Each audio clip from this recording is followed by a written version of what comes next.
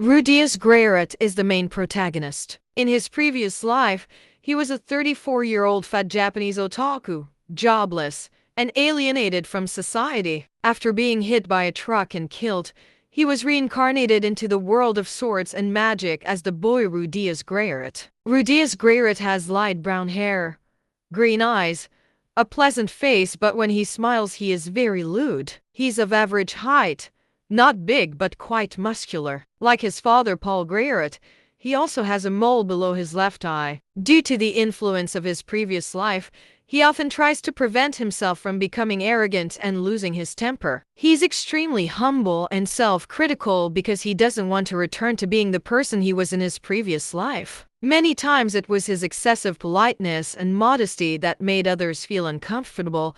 Rudeus is a kind person who likes to help friends and relatives when they need it, so he is loved by everyone. However, Rudeus is an extremely perverted person. In any situation he can have lewd and sick thoughts. Although he is good at magic, Rudeus does not have much confidence when facing enemies. He doesn't want to kill people. This is also the influence of his previous life's personality. However, if anyone dares to threaten his family, Rudeus does not hesitate to show a tough and fierce attitude.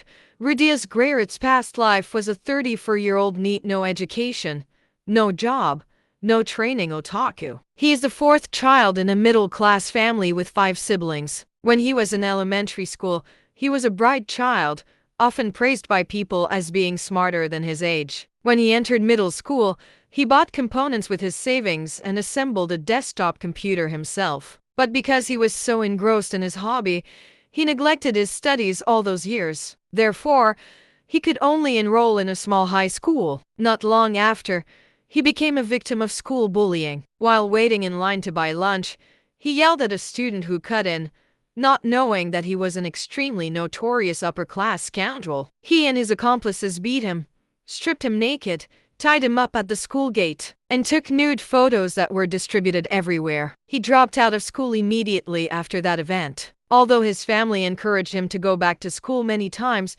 he ignored them. He had a close classmate who often came to his house to deliver homework, but he angrily chased him away one time when he accidentally said something that touched his pride.